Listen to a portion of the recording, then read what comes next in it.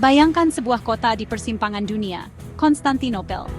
Kota ini bukan hanya sekadar tempat tinggal, tetapi juga simbol pertemuan peradaban, di mana Timur dan Barat saling bertemu dan bertukar pengaruh. Selama lebih dari 1000 tahun, kota ini adalah ibu kota kerajaan, pertama Romawi, lalu Bizantium. Setiap batu dan jalanan di kota ini menyimpan kisah kejayaan, peperangan, dan inovasi yang membentuk sejarah dunia. Lokasinya yang strategis antara Eropa dan Asia menjadikannya pusat perdagangan dan kekayaan yang luar biasa. Setiap kapal yang melintasi Bosphorus membawa harapan, kekayaan, dan budaya baru ke dalam kota.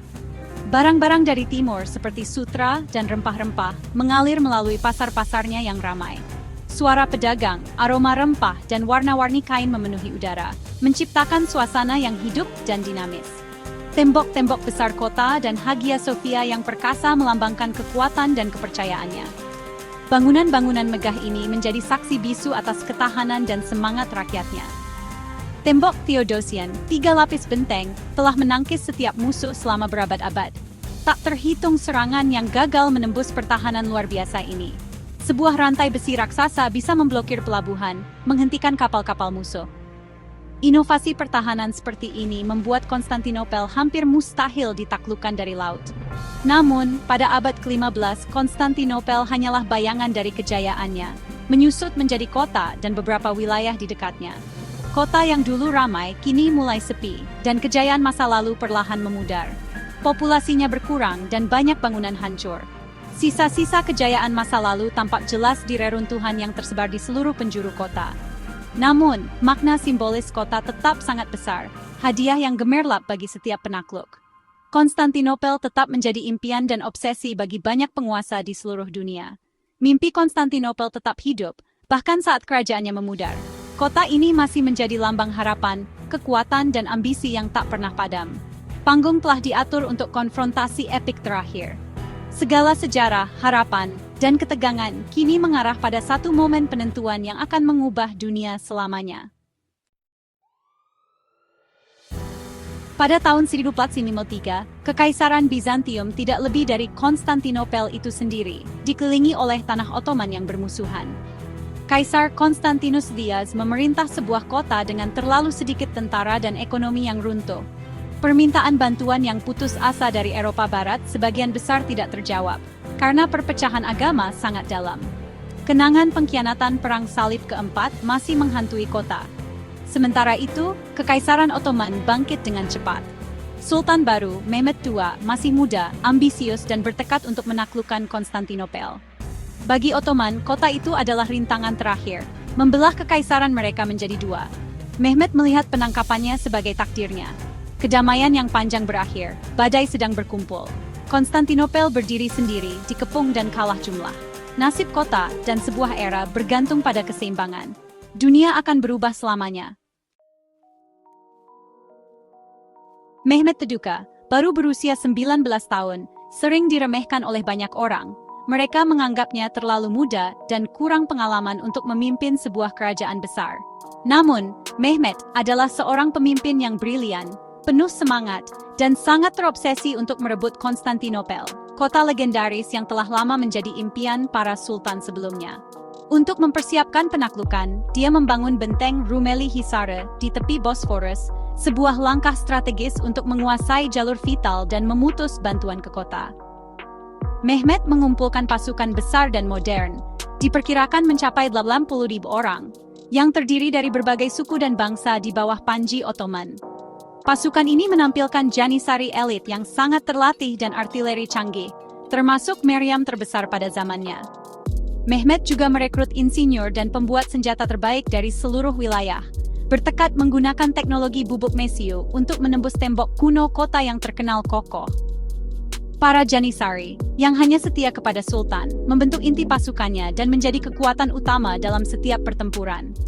Di samping mereka, terdapat kavaleri yang tangguh, tentara reguler yang disiplin, serta pasukan tidak reguler dan tentara bayaran yang haus akan jarahan dan petualangan. Pasukan Mehmed sangat beragam, disiplin, dan didukung teknologi militer paling maju di dunia saat itu. Sang Sultan mempelajari kegagalan penyerangan masa lalu, belajar dari kesalahan, dan merencanakan setiap langkah dengan cermat bersama para penasihatnya. Sementara itu, para pembela kota jauh kalah jumlah dan sumber daya, menghadapi tekanan yang belum pernah mereka alami sebelumnya. Mesin perang Mehmet, meriam raksasa dan alat pengepung telah diposisikan dan siap menyerang jantung pertahanan kota. Ratu kota, Konstantinopel, kini menghadapi ancaman terbesarnya. Pengepungan besar yang akan mengubah sejarah segera dimulai. Pengepungan tahun 1453 menandai titik balik dalam sejarah peperangan, semua berkat kehadiran meriam raksasa yang belum pernah disaksikan dunia sebelumnya. Suara dentuman meriam menggema di seluruh kota, menandakan era dalam seni perang. Mehmet II, sang penakluk muda, menyewa Orban, seorang insinyur ulung asal Hungaria, untuk membangun meriam terbesar yang pernah ada. Dengan keahlian dan visi Orban, mereka menciptakan senjata yang mampu menghancurkan tembok Theodosian yang legendaris, dan selama berabad-abad dianggap tak tertembus. Meriam raksasa ini menembakkan bola batu seberat lebih dari 1000 pon. Setiap tembakan mengguncang tanah dan menimbulkan ketakutan di hati para pembela. Ledakan dan getarannya terasa hingga ke sudut-sudut kota, membuat semua orang sadar bahwa ancaman nyata telah tiba.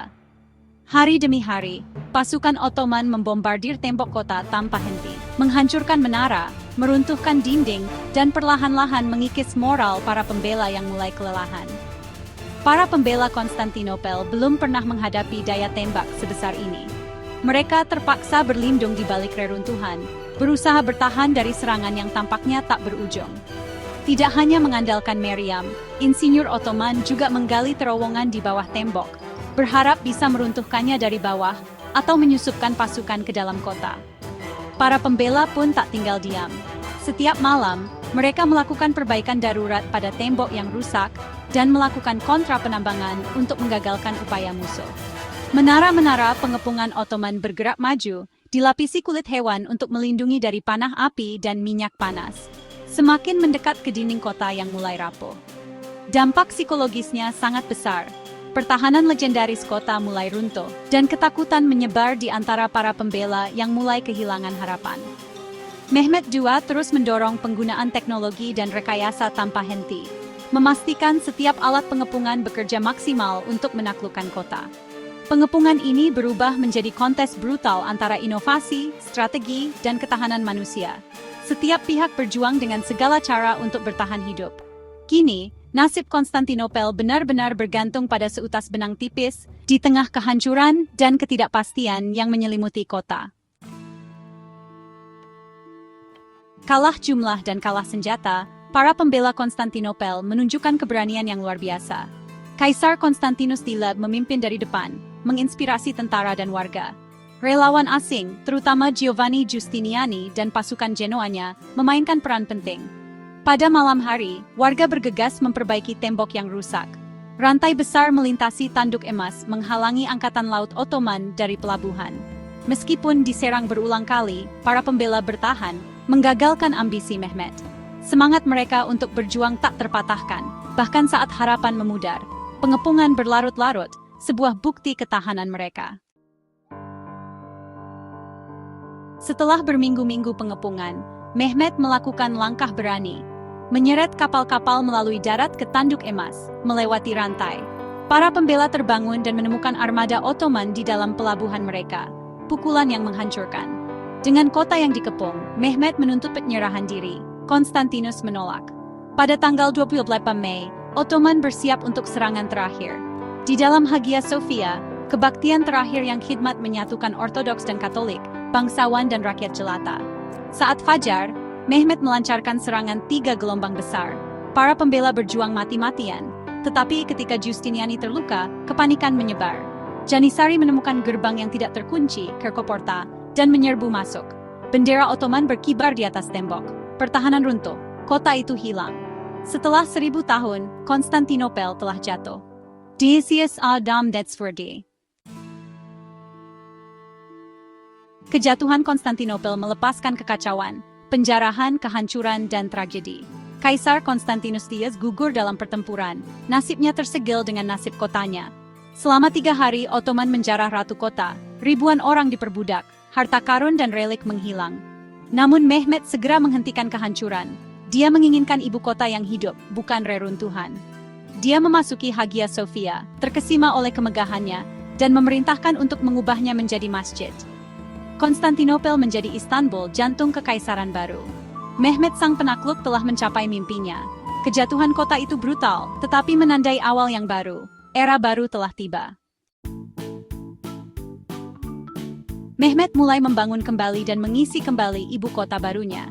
Dia mengundang orang-orang dari seluruh kerajaannya, Turki, Yunani, Armenia, Yahudi, untuk menetap di Istanbul. Hagia Sophia menjadi masjid melambangkan transformasi kota. Komunitas non-Muslim diizinkan untuk tetap tinggal, diberi tingkat pemerintahan sendiri. Mehmet meluncurkan proyek pembangunan ambisius masjid, istana, pasar, dan pekerjaan umum. Istanbul berkembang pesat, menjadi pusat perdagangan dan budaya yang dinamis dan kosmopolitan. Timur bertemu Barat di jalan-jalan dan pasar-pasarnya. Identitas kota bergeser, tetapi kebesarannya tetap bertahan. Kejatuhan Konstantinopel bukan hanya akhir, itu adalah kelahiran Istanbul. Ibu kota dunia baru telah bangkit dari abu. Kejatuhan Konstantinopel mengirimkan gelombang kejutan ke seluruh dunia. Itu menandai berakhirnya Kekaisaran Bizantium dan hubungan terakhir dengan Roma kuno. Eropa terguncang, jalur perdagangan lama hilang ke Ottoman. Gangguan ini mendorong orang Eropa untuk mencari jalur laut baru, memicu zaman penemuan. Cendekiawan Yunani yang melarikan diri dari kota memicu Renaissance di Barat. Kejatuhan kota mempercepat seni, sains, dan eksplorasi. Abad pertengahan berakhir, era modern dimulai, kekuasaan bergeser, peta digambar ulang dan sejarah berubah arah. Meriam Mehmet menghancurkan lebih dari sekadar tembok, mereka menghancurkan dunia lama. Dari reruntuhan Konstantinopel, zaman baru lahir.